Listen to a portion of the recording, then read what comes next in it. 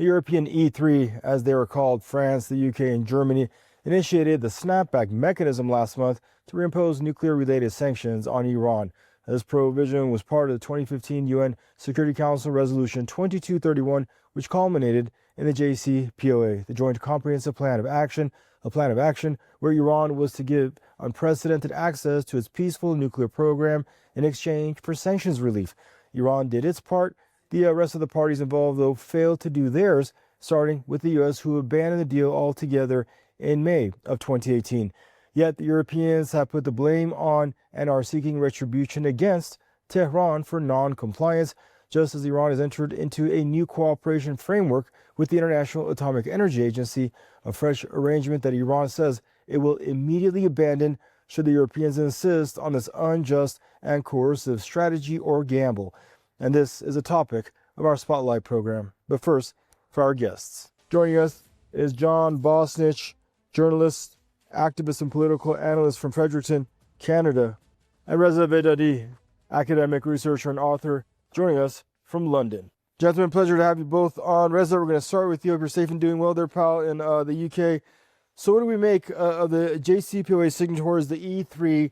Iran says they failed to do enough toward the deal's preservation and function initially to even be able to speak of non-compliance and reimposition of sanctions. Your initial thoughts on this? As you know, we've discussed this issue several times together on this show, and it's something that the Europeans are utilizing to try and align themselves possibly with the hawkish side of the United States foreign policy, and to try and appease the Israelis. As we know that there's a genocide taking on Israel, and the Europeans have done everything to assist in this genocide. They haven't done anything to prevent it. So now they are using the last kind of card that they have, the last card up their sleeve, to try and appease that side of this conflict between the Iranians and the Western side. So I don't believe that they're going to get much out of it. The sanctions that will be reimposed are not economic sanctions. There's no way they can implement these sanctions. They weren't able to implement them 10 years ago. Now that Iran is much more powerful country with its powerful navy, the navy has developed a lot in the last 10, 15 years. It's very difficult for them to try and impose any of these sanctions. The only thing they're trying to use this is to impact Iranian economic psychology, to try and put pressure on the Iranian economic scene to, increase the rate between the Toman, the Rial, and the dollar, and cause that kind of hardship to the people. But other than that, there isn't much more this sanction, if it's implemented, if the Russians and Chinese don't prevent it from being implemented, can do to Iranian country. And when we say the last card, Reza, that the Europeans are playing, it's funny that they don't take a step back and see how it's worked out for the U.S. When the U.S.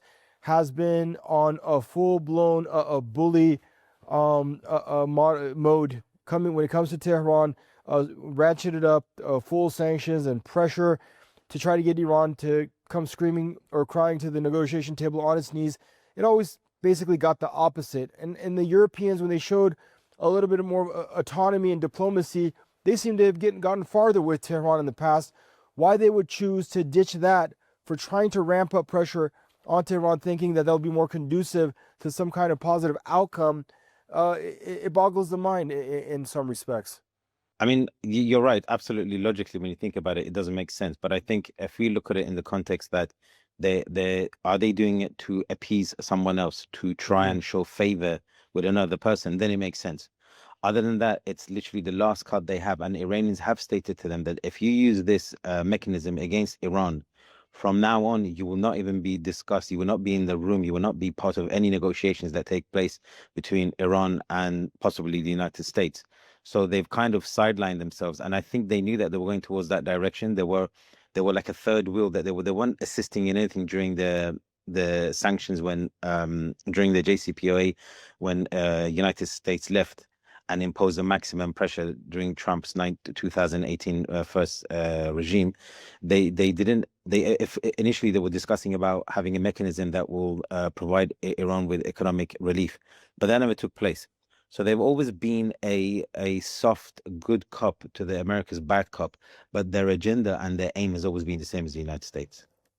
And the Iranian leadership has said this, and they call this narrative and trajectory unfortunate and proof, to your point, the Europeans are compromised by the U.S., have abandoned diplomacy, and that this gamble will not pay off if they will achieve through pressure, that think that they'll achieve through pressure what they failed through diplomacy and illegal attacks against the country. Do you think they are optimistic, the Europeans, that they'll achieve something this time around with this pressure tactic against Tehran?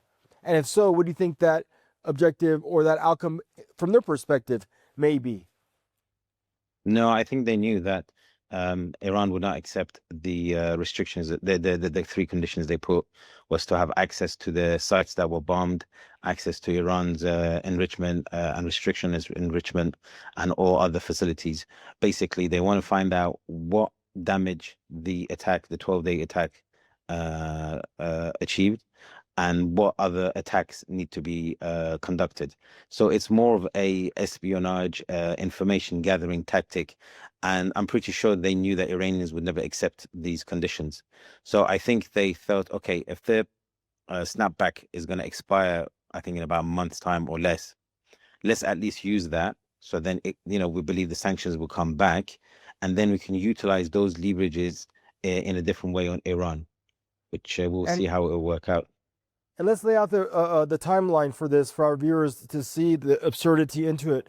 Reza, maybe you could help us out with this. So last month, France, Germany, and the UK, they triggered the snapback mechanism. Why? Because they say that Iran refused to cooperate with the International Atomic Energy Agency in allowing their inspectors to visit bombed nuclear sites by the US, which is ironic because Iran firmly believes that it was compromised intelligence that was given to the adversaries of the country by the IAEA that resulted in, and it's beyond nefarious and ridiculous to allow the IAEA immediate inspection against at those sites. And then, but still, even with 2 weeks after that, Iran started speaking to the IAEA to try to re-engage diplomatically and come up with a new framework, considering of obviously that the attacks are going to result in a new framework of understanding between the two. I mean, the fact that they also did not condemn something that is in international law classified as an illegal, extremely illegal act, whereby attacking a nuclear facility, a peaceful nuclear facility by another state, by another country, by another military, is against all international protocols or international laws or international norms of conduct. And we saw how they made a big deal when I think a year or so ago, they were saying that the Russians are attacking a nuclear power plant that was in the territory of the Ukrainians during this conflict that they have, and they were up in arms about that. And yet the UN Security Council, the UN, and the IAEA did not condemn United States and Israel for what it has done. So even if we say that they did not conduct espionage, which we know they have, there's Iranians have the proof of that, and it's evident everywhere. And also the fact that when there was negotiations between the IAEA during the Trump negotiation period, the IAEA head Grossi would visit Israel and then visit Iran, or visit Iran and then visit Israel. Why is this person visiting Israel? For what reason is the head of the IAEA has any reason to visit Israel other than it's reporting to Israel? So there's many reasons why Iran should not be dealing with the IAEA on a fair footing. Thank you. And joining us also Mr. John Bosnish from Fredericton, Canada. John, good to have you. Thanks for your patience there, pal. Now, the IAEA, John, seems content on building on this new arrangement to sit with Tehran and carve out a new understanding, an understanding that has to take into account the U.S.-Israeli aggression, obviously, a fact that took place as talks were underway diplomatically, the fact that the IAEA shared info about Iran. I was just sharing with Reza, I don't know if you heard us, whether deliberately or unknowingly, with those who attacked the country. Can the Europeans realistically, John, expect this not to impact Iran's cooperation with the IAEA and even with them moving forward? Well, if the Europeans were what we could call adult, mature nations, no, they couldn't accept these conditions, but they are not. We have to remember that the European nations are basically military colonies of the United States and of the broader Anglo-American empire. And so these colonies are called upon to vote in favor of things that are given to them for rubber stamping by the United States. They are not called upon to take a position against the United States or against their trainers in England who bring them there with their Rhodes scholarships to teach them how to run an empire. This is a complete facade. These organizations, the UN, the Security Council, when it's not under proper control, the IAEA, all of these organizations are velvet gloves pulled over the mailed fist of the American empire to make it look like there's an international consensus that they represent. They do not represent any kind of an international consensus. They are pillaging this planet, and they are bombing, pulverizing any states that stand up for their national sovereignty. Thank you there, John. And Reza, can you please weigh in on this? Can the Europeans expect this year's chain of events against Iran not to impact Tehran's future cooperation with the IAEA, which is today in a preliminary stage of a new form of establishment, and that Iran is guaranteed will end immediately should there be a reimposition of sanctions? And does that even matter for them that this little bit of hope and glimmer of cooperation with the IAEA and Tehran will be null and void should the snapback go through? We have to bear in mind that the pressure that Iran was under 10 years ago when it accepted to sign the JCPOA and have those extreme restrictions put on it by IAEA and the UN and the Western bloc are non-existent now. Iran is a much more powerful country. It has had 10 years to prepare and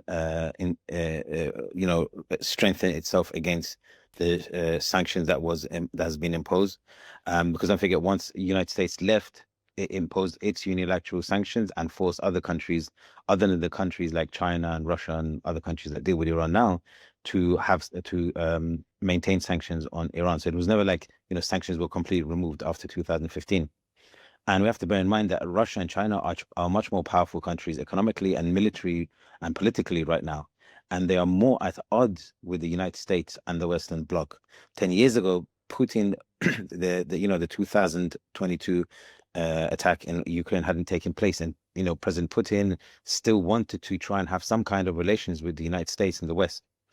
He still wanted to join that kind of sphere of influence. And China's economy, even though it was strong, wasn't as strong as it is now. And it was more reliant on the United States economy. But now, United States economy, the Chinese economy is less reliant on that. Politically and militarily, they're more powerful. We saw only a week ago the Chinese displayed, new high-tech military equipment that they have. So it's a complete different world from 10 years ago, from a decade ago. And Iran and Russia and China have already gave a letter to the UN Security Council stating that this snapback is illegal and politically motivated.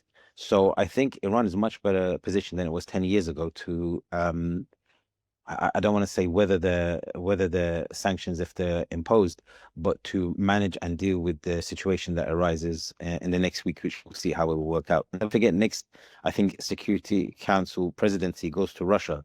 So that will have a big impact on how they will deal with it after the Koreans, who are the president at the moment. Good point. And John, now the Europeans, do you think they feel they can, through the snapback mechanism and activating, get a sweet deal? Iran says that will never happen. At the JCPOA, which was the best deal that they could have asked for, and that they ditched it, Iran stuck around for another year and a half, giving the E3 a chance to deliver, where the U.S. basically abandoned the deal. They ruined it and even renewed efforts at diplomacy. You saw how that ended up with attacks against the country. So what do you think the E3 hopes to achieve, John? And what do you think they will actually achieve with this strategy of pressure and activating the snapback? Well, first of all, the Europeans hope to achieve the satisfaction of their master, because they are slaves to the Anglo-American empire, especially to America, and they've been on the receiving end of Trump's new tariffs and his new sanctions, and they want their societies to survive, they want their economies to thrive, and they know that they have to do what they're being forced to do by America. So what they want to do is please their master. What they should do is be morally correct, serve their God. They pretend to be believers in God. They should tell the truth. They should defend the fact that Iran supported and followed the JCPOA to the end until America canceled it.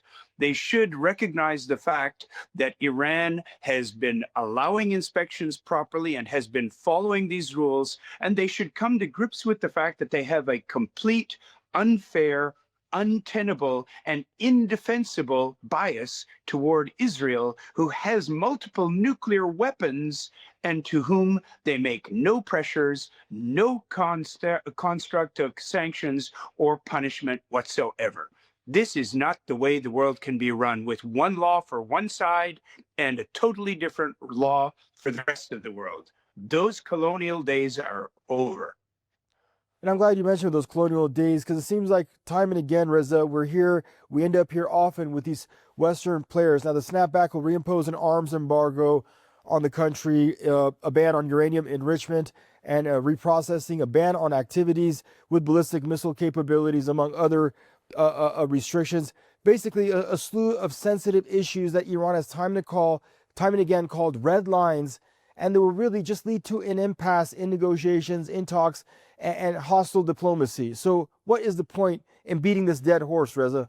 Well, as my colleague said, they answering the call of their overlord and master, and we saw how they had to sit in front of Donald Trump as if there was naughty little schoolboys who were getting told off by him, when they went a couple of months ago, or a couple of weeks ago when they were there.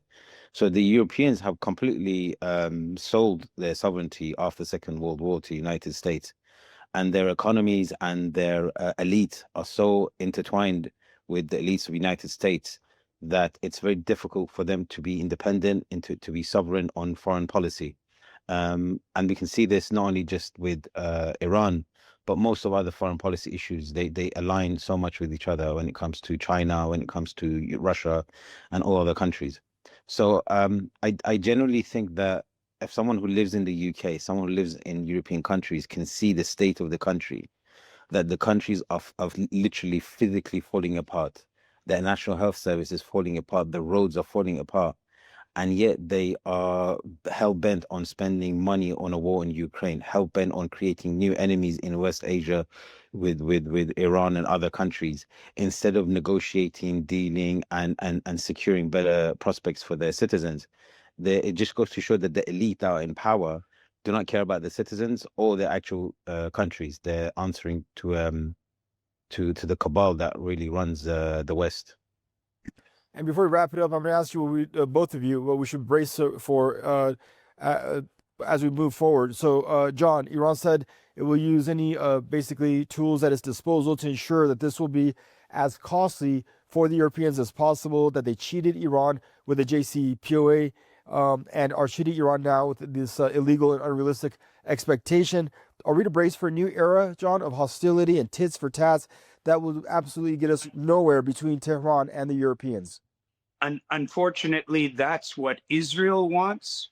And what Israel wants is pressured upon Donald Trump through the Israel lobby that paid for his election. And they certainly have him under pressure. And so Israel wants it. Their imposed president in the United States, Donald Trump, not to say that Biden wasn't working for Israel also, but Trump was more willing to do what Israel demanded. So he is now the president of the United States. And now he has to decide whether Donald Trump is going to be the president of the United States or just another shill for the Israel lobby, like so many in the past. That's a question for him personally, and he has to look himself in the mirror every day and decide whether he just wanted to work in the White House as a hired hand or if he wanted to actually be the president of the United States. And Reza, we have a little bit of time left. Your ultimate and final thoughts, please. Tehran and the Europeans, how do you see this unfolding moving forward? Best case and worst case scenarios, please. Best case scenario is they don't encourage another conflict, another war with Iran. And Iran continues to negotiate with the global South, increase its economy and strength, so forth. Worst case scenario is they will, instigate another war using Israel. Israel is the rabid attack dog of the United States and the Europeans. It's the colonial outpost, the project. And so that attack would then probably bring forward the earlier demise of the Israeli regime. All right. Thank you, gentlemen. Appreciate having you both on. Stay safe to the both of you. Mr. John Bosnich there, journalist, activist, Thank you. and political analyst joining us from Fredericton, Canada, and also Reza Vedadi, academic researcher and author, joining us from London, the United Kingdom. And viewers, this brings us to the end of your Press TV Spotlight program. Thank you for tuning in, and goodbye for now.